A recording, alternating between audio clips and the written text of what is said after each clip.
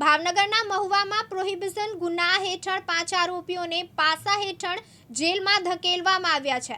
5 મહિના અગાઉ મહુવા શહેરના ભવાનીનગર વિસ્તારમાંથી 1 કરોડ 10 લાખનો પરપ્રાંતીય વિદેશી દારૂ ઝડપાયો હતો। મુદ્દામાલ કબજે કરી આરોપીને દબોચી લીધા હતા, જેમાં મુખ્ય સૂત્રધાર મહિલા સહિત 5 આરોપીઓને પાસા હેઠળ ધરપકડ કરાઈ હતી। ગઈ તારીખ 18/2/2025 ના રોજ ભાવનગર જિલ્લાના મહુવા પોલીસ સ્ટેશનમાં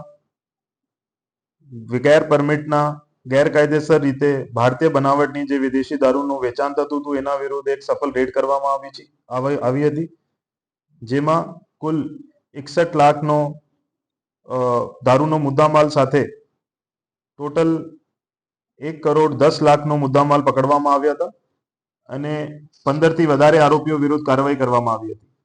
જે અનુસંધાને ગઈ તારીખ 30/7ના રોજ કુલ 5 આરોપીઓને પાસા એક્ટ હેઠળ પકડવામાં આવેલ છે। જે આરોપીઓનું નામ છે અશોકભાઈ નાથાભાઈ જોડિયા, રહે મહુવા, એમને વડોદરા મધ્યસ્થ જેલ મોકલવામાં આવ્યું છે। ધક્કુબેન લખમણભાઈ ચૌહાણ, રહે ચાંચ બંદર રાજુલા, જિલ્લા અમરેલી, એમને સાબરમતી જેલ અમદાવાદ ખાતે મોકલવામાં આવ્યું છે। આરોપી ચિરાગ ઉર્ફે છોટુ ઉર્ફે જકરો, રહે મહુવા, એમને સાબરમતી જેલ અમદાવાદ ખાતે મોકલવામાં આવ્યું છે। આરોપી કિરણભાઈ દામજીભાઈ ચુડાસમા, રહે મહુવા, એમને રાજકોટ મધ્યસ્થ જેલ ખાતે મોકલવામાં આવ્યું છે।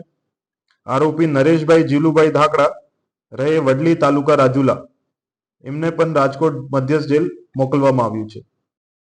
હિંમત મકવાણા, દિવ્યાંગ ન્યૂઝ, મહુવા, ભાવનગર।